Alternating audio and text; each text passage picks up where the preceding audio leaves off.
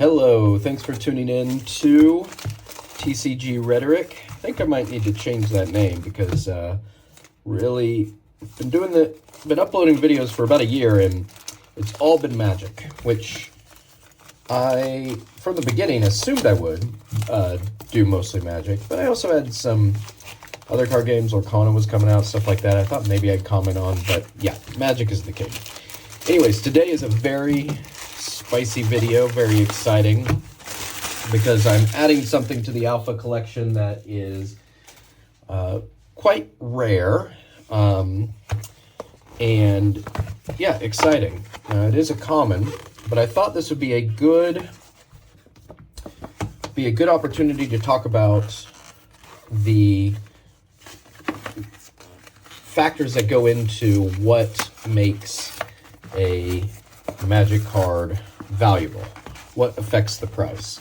There are some obvious, there's a lot of things come to mind when people think of how the price should be affected for a Magic card like this, and there are really two factors that are like primary factors that will determine the price. The first one is objective, one is subjective. The objective one is scarcity. How scarce is the card? How rare is it? How many were printed? And this is an Alpha common, but it is the most expensive Alpha common. So, a bit of trivia for you. Do you know which card is the most expensive Alpha common right now? So, if it's just about scarcity, this card, being a common, should be less than the rares from Alpha, if it was just about scarcity. In Alpha, there were about 16,000 commons printed. So let's say about half of those were lost to time, accidentally thrown away, burned at school because they thought it was witchcraft, all that good stuff. So let's say there's about 8,000 left. This is a near mint copy. That's even less. That's going to be about 4,000 left, approximately. Maybe there's 4,000 of each common. That's still pretty scarce, but rares in Alpha, there was a little over 1,000 of each rare printed. So it should still be cheaper to get a common than a rare. But this common is more expensive. Market price right now on MTG Goldfish is around $680 than a handful of rares, the laces, that sort of thing. And that's because the second category that affects the price is playability and how good the card is in the game. Those are the two main categories. Now, there are subcategories that I think also affect the price, but these are far more subjective, and it just by themselves will not cause a card to be valuable. That's things like how iconic is the card, how cool is the card looking, the art, things like that. For example, Shivan Dragon, a rare, iconic card. No one would ever play a Shivan Dragon in a competitive deck, though. What makes it more expensive than even a Power 9 card like Time Twister, though, is it is so iconic.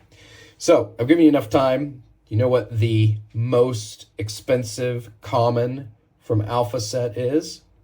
It is Lightning Bolt.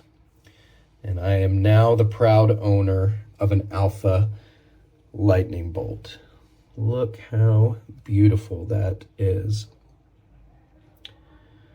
So, it's listed as Alpha. I'm sorry, it was listed as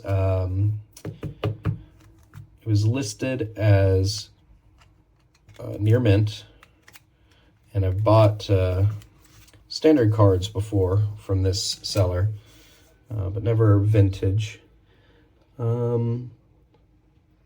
Looks fairly good. Nice. Let's take it out. And we are going to, I've got everything ready to put this in the binder, add it to the collection. the most expensive common. So kind of a milestone. Look at that. Now it's got some dings there. Don't know if that affect if it's near mint, but it looks pretty good other than that. I mean, it's hard to find just a gem minty card, especially in China, of Alpha.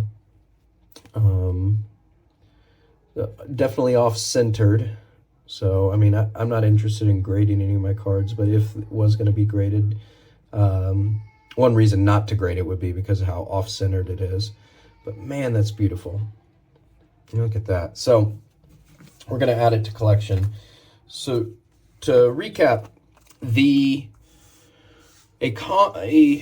value of a vintage Magic card is definitely scarcity is gonna matter. There has been there has been quite a few versions of Lightning Bolt printed. In fact, just a few days ago, it was announced that the next secret layer, the Marvel secret layer drop, is going to have Lightning Bolt in it. So why is the Alpha of Lightning Bolt one of the most expensive and not the most expensive versions? Well, scarcity. There are only probably, I'm just estimating. You can go find the numbers used to calculate this, but there's probably only 8,000 of these still in existence, approximately.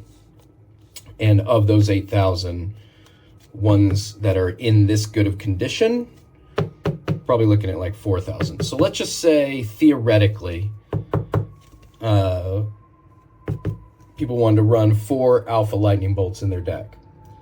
It's the maximum possible for good quality Lightning Bolts to get in that deck would be 1,000 decks, considering there's, according to Wizards' own estimates, there's 25 million Magic players.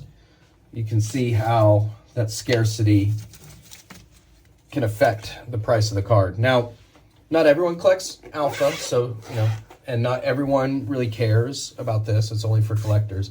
But for those who do care, that scarcity, and another way to put it would be desirability, but playability in a card game like this is the biggest factor.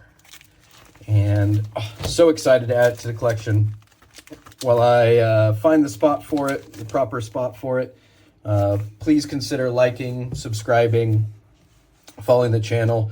My goal is, I know these aren't super cut together looking fancy videos, stuff like that.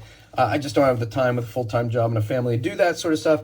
But my goal is maybe I find 500 people that, like this or have some nostalgia like me and want to help out. You subscribe, that helps out. And if I can even get just a couple of dollars, I will put that back into creating content and completing the Alpha collection. That's where the Lightning Bolt goes, right under the Hill Giant, right next to the Goblin King over there. On the next page, we got Red Elemental Bass and Shatter. Still a long way to go, but huge milestone, getting the most expensive common added to the collection. Now, the other commons shouldn't seem so daunting. I've got a couple in the States I need to go pick up. And yeah, thank you so much for watching. Hope you enjoyed it, and have a great day.